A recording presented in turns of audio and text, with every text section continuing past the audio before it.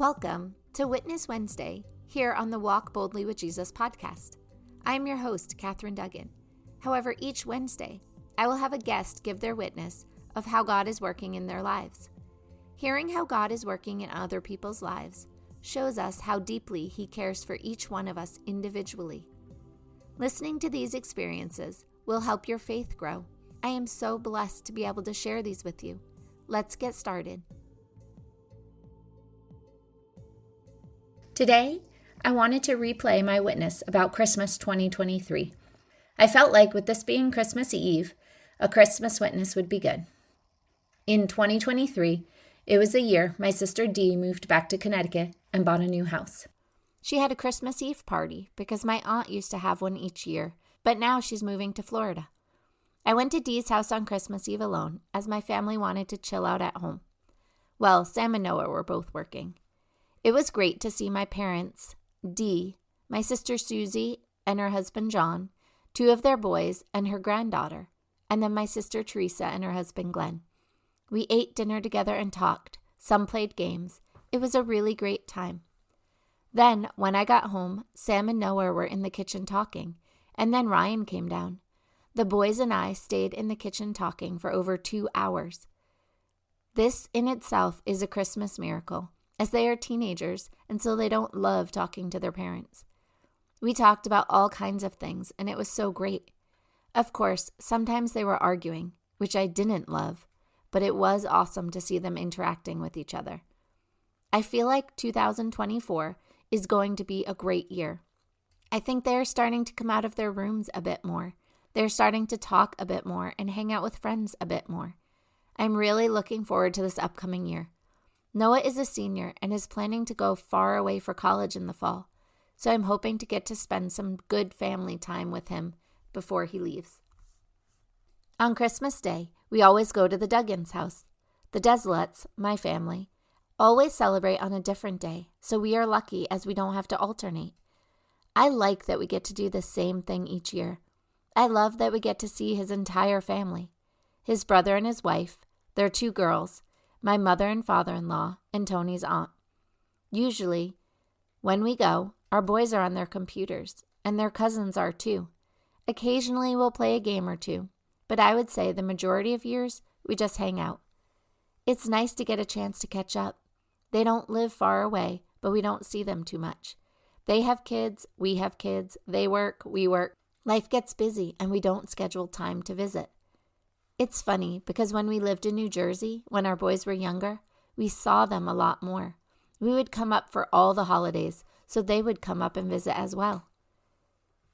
It has been dawning on me more and more lately that we saw family more when we lived further away than we do now. We are only 1.5 hours from Tony's parents, and 1 hour and 10 minutes from my family, yet we don't see them that much. This is something we will change in the new year, as family is important. You never know when the last time you will see someone is. Regret is something that's difficult to live with. I try to live my life so that I won't have any regrets later. We can't ensure this, but we can do our best to live in a way that we will be proud of later. I don't want to wish I would have spent more time with people when they were alive. I want to actually spend more time with people while they are alive. This is something we can all work on. Do you have people you're unhappy with? Are you waiting for someone else to make the first step or the next move? Don't wait on others. If someone is hurting you, let them know. What have you got to lose? If they don't respond well, at least you know you gave it a try. We only have one life, and I, for one, do not want to have regrets. Make amends. Say the things you've been wanting to say, and forgive the person you're angry with. You might not get that chance later. I know you may be waiting for them to do the right thing, but what if they never do? Are you okay with things never being said? What if you just confronted them? What if you just said that you wanted to get past this? What if you just said that thing that hurt you? Okay, back to Christmas this year. I just want to thank God for it because it was really great. We had to wake our boys up because they are teens and so they sleep late. I asked the night before, and they all agreed to get up at 10. We didn't actually know what to get the boys this year for Christmas, as they didn't give us too many ideas. We got them some pretty practical gifts, and we weren't sure how that would go over. They all had a great time opening gifts, and they all seemed not only happy, but appreciative, which you don't always get with kids, or at least we don't always get it. Then we asked if we could change the plans and leave earlier than we agreed, and no one got upset. They were all okay with it. I had bought myself and the boys matching pajamas so we could do a family photo. They were all okay with that too, and they wore the pajamas all day. When we got to the Duggins house, I realized none of the boys had brought their computers.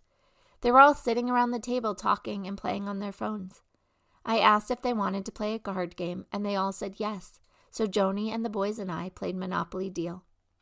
Then, when Tony's brother and family arrived, we had dinner. It was great that even those who weren't eating were sitting at the table. Everyone seemed to be engaged in good conversation and having a good time. After dinner, the kids opened presents and were really happy with all they received. Tony's mom, Joni, played piano, and then later Kaylee, his niece, also played piano. It was a great day. I hope you had an amazing Christmas too. We have all seen God working in our lives. However, we might not all be aware it is God who is working in our lives. This is why it's so important we start talking about it more. The more we share our experiences, the more people understand how God works and how much He truly loves us. If you would be willing to share any of your experiences of how God has worked in your life, please email me at Catherine@findingtruenorthcoaching.com. CATHERINE at findingtruenorthcoaching.com. Or you can click on the link below. It won't take up much of your time, and your story could be just the story someone needs to hear today. Please prayerfully consider sharing your story.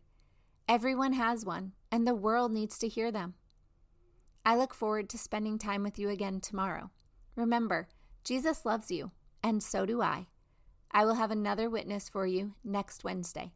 Have a blessed day.